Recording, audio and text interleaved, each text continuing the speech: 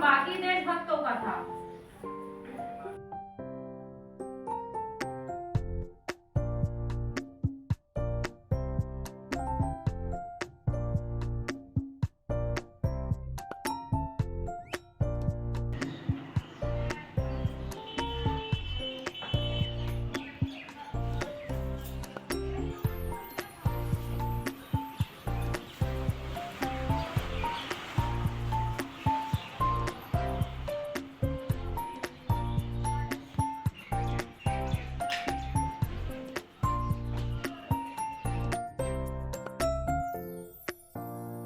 बच्चों इसका पता है क्या है?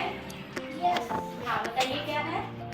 बाबा भीमराव अम्बेडकर। बाबा भीमराव अम्बेडकर जयंती। कौन थे ये, इनके बारे में थोड़ा सा चर्चा कर लेते हैं। ये भारत के संविधान निर्माता थे, एक समाज सुधारक और चिंतक। बाबा साहब अम्बेडकर का जन्म मध्य प्रदेश के मऊ में 14 अप्रैल माने आज के ही दिन सन 1891 में हुआ था। इनके पिताजी का नाम रामजी मालोजी सतपाल और माता का नाम भीमाबाई था। वे अपने माता पिता की 14वीं संतान थे, माने इनके माता पिता को और भी संतान थे, ये अपने माता पिता के 14वीं संतान थे। उस समय सामाजिक भेदभाव छुआछूत अपने चरम सीमा पे थे। ये महार जाति के थे और इन्हें उस समय के समाज में अछूत माना जाता था, जिससे इनका हृदय बहुत व्यथित होता था, बहुत दुखी हो जाता था कि क्यों हमें अछूत माना जाता है। उस समय बाल विवाह भी प्रचलित था, तो इनका विवाह 9 साल की रमाबाई से हुआ।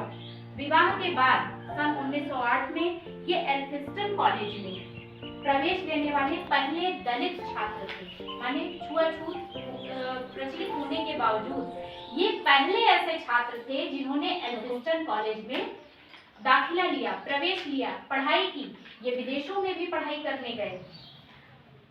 इन्होंने कई समाचार पत्र और पत्रिकाएं भी निकाली समाज को जागरूक करने के लिए। जैसे आज हम लोग अखबार पढ़ते हैं, कुछ छोटी छोटी मैगजीन्स पढ़ते हैं, उस समय के लोगों में जागरूकता और चेतना लाने के लिए इन्होंने कुछ समाचार पत्र, जिनका नाम था बहिष्कृत भारत, मूक नायक और जनता, जो मासिक और पाक्षिक दोनों थी। आज़ादी के बाद जब हम लोग को आज़ादी मिली सन 1947 में, तो आज़ादी के बाद हमारे देश में कानून व्यवस्था कैसे चले, इस पर बहुत बड़ा संकट था।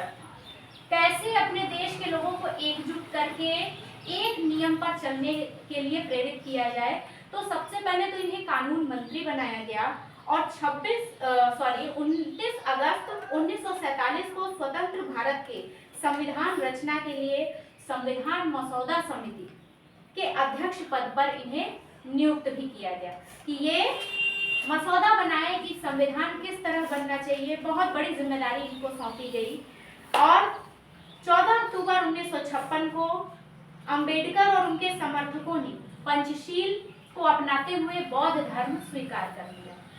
और इस तरह से हमारे देश के एक महानायक बाबा भीमराव अम्बेडकर जी का बहुत बड़ा योगदान हमारे संविधान को बनाने और हमारे देश की कानून व्यवस्था को व्यवस्थित करने में थी। और 6 दिसंबर 1956 में इस महानायक की मृत्यु हो गई और हमारे देश ने एक बहुत बड़ा महानायक खो दिया।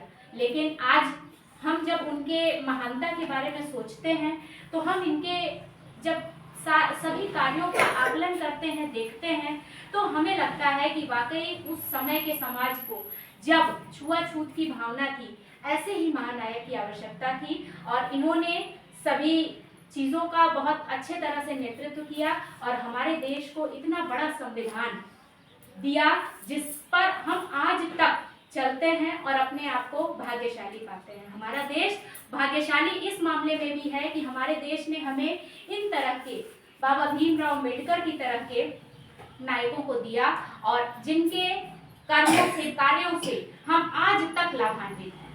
धन्यवाद। बच्चे सभी ताली बजाएंगे।